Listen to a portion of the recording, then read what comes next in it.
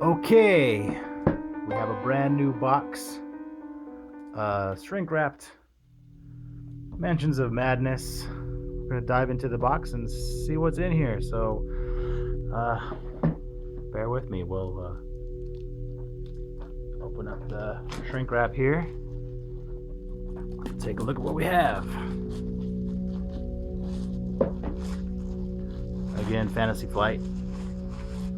Very amazing components as always.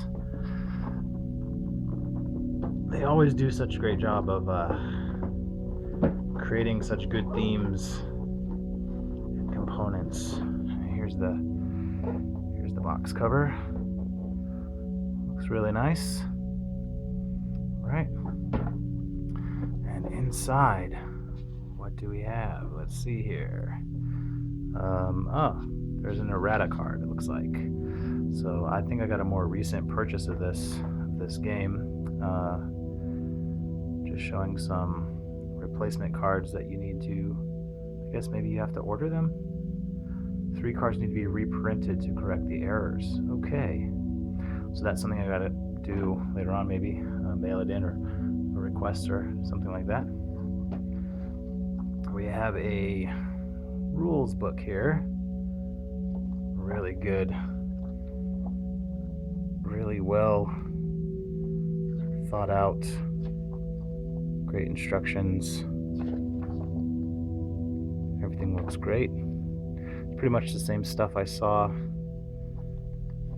in the online manual, except I believe this should have the, yes, you flip it this way and you have the investigator's guide. So rules of play this way, flip it over and you have the investigator guide. And I think this is where it helps you with the setup and the story for each of the 5 stories in the game.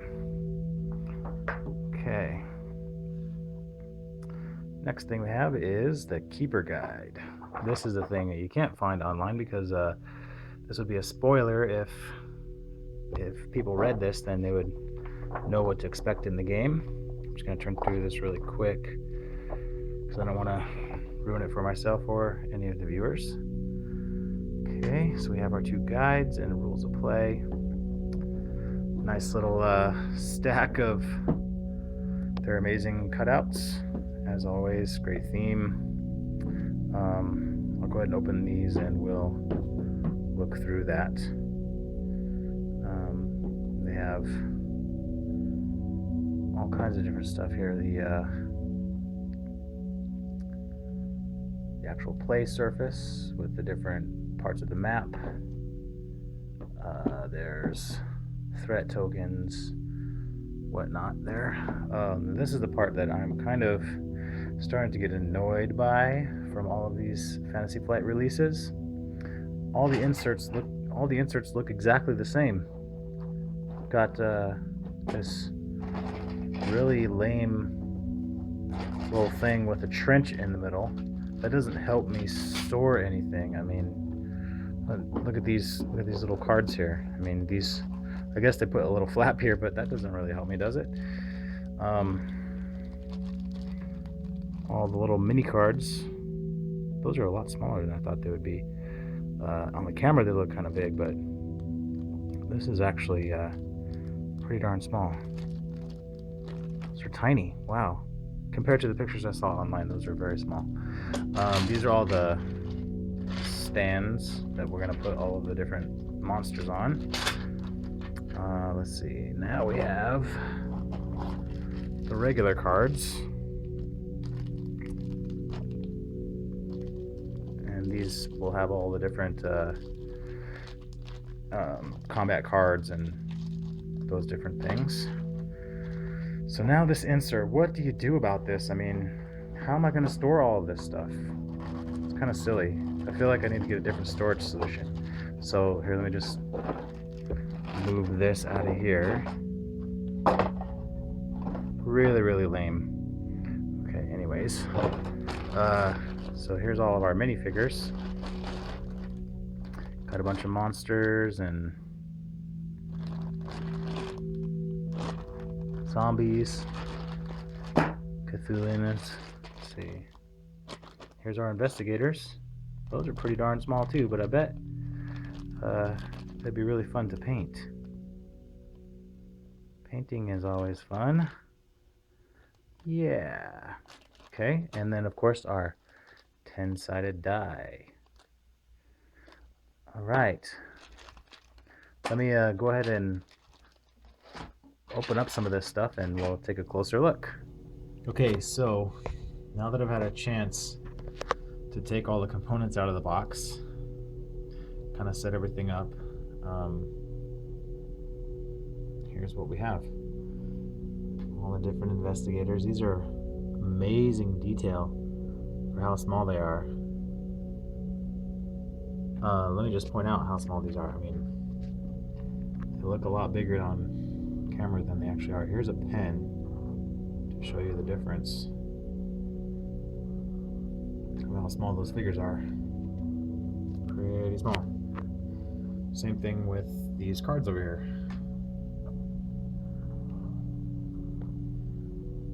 The mini cards are very small compared to the big cards. And speaking of which, I wanted to make a quick correction here. This replacements card actually says here, replacement versions are included in the game, but they're marked with a small R in the lower right corner. So I was starting to look through here. We've got our, these are the timer cards, I guess you'd call them. They happen as time goes by, then these things get revealed by the keeper. So there's one for each, there's 1 through 5, I believe, for each story. And next we have, these are objective cards. So one of the replacement cards says the objective card for 1C, Fall of House Lynch, is supposed to be replaced, so it's not this one.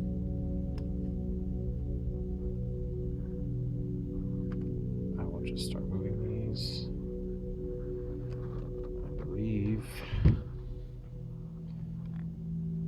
No. Oh, here we go. These are this is 1C here. And I believe they gave us all of these objective cards from the original set, or the original printing, I suppose you would call it.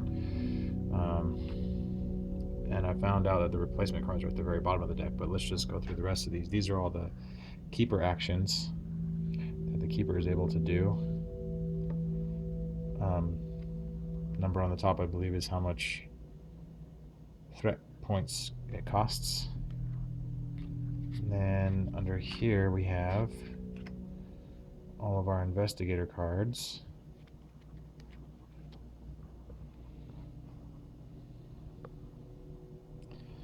Let's get a focus here. There we go.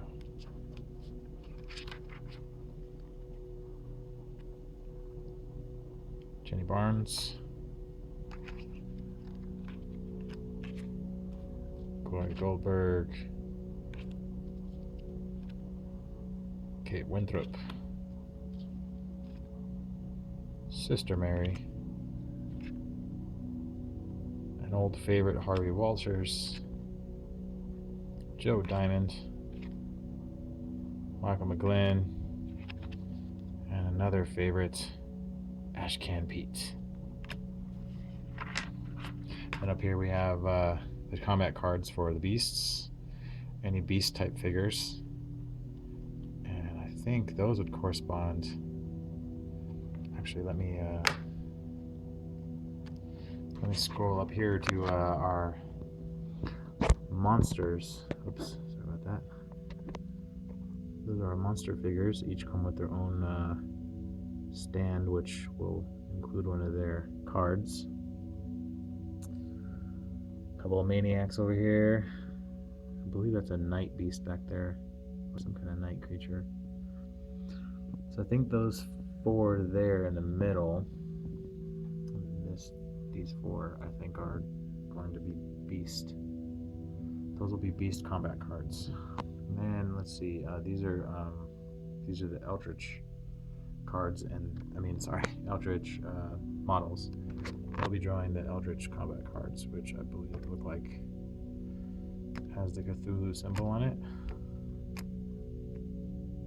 And then this symbol is for humanoid characters, which I believe will correspond with the attacks from these crazy, what are these guys called? Cultists. Yeah, humanoid cultists. Then we had a bunch of zombies here. I think those are witches, maniacs, for the human attacks. Let's see, down here on the bottom, I believe are here's the cards that got the fix. They have a little R in the bottom right corner here.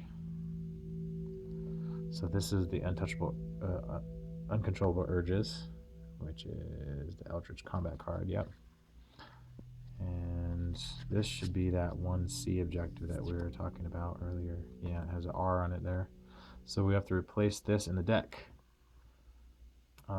Take the old one out and put this replacement in there, I guess. Maybe there's some fixes in the text. And lastly, the replacement card for... Oh, sorry, that other one was the keeper action. Sorry, this one is the Eldritch combat card with the R on the bottom corner there. Yep. All right, and the best part of the game, I think, are all these tiles. Now, I didn't feel like taking them out until I figure out a storage situation. As I mentioned, that's the most annoying part of the whole thing, is not having good storage. So these look like puzzle pieces. Let's set this aside here. And we got a couple of map pieces here. It's the attic stairs, attic loft. A bunch of other tokens on this punch out sheet. Oh, there's those they're the creature cards or monster cards that we'd put inside the actual base down there.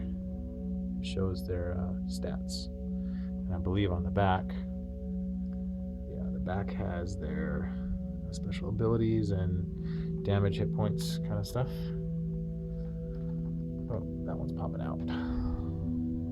This is the garden and the entryway. Amazing artwork on this. We got some more monster cards, monster stat cards, that's what they would be. Some puzzle pieces, and then on the back here, double-sided map, of course, the library, study. All right, what else do we have here? Graveyard. A whole bunch of other puzzle pieces and hit point tokens. On the back, back of the graveyard has the dining room and the kitchen storage. Those are the back of the puzzle pieces. Really cool. And here we got the tower room, attic storage, more puzzle pieces. Back of the map, basement landing, basement stairs, basement storage. Amazing. I love the game board pieces here. There's just such good artwork. Front porch, front path. That one's upside down, but it says furnace room.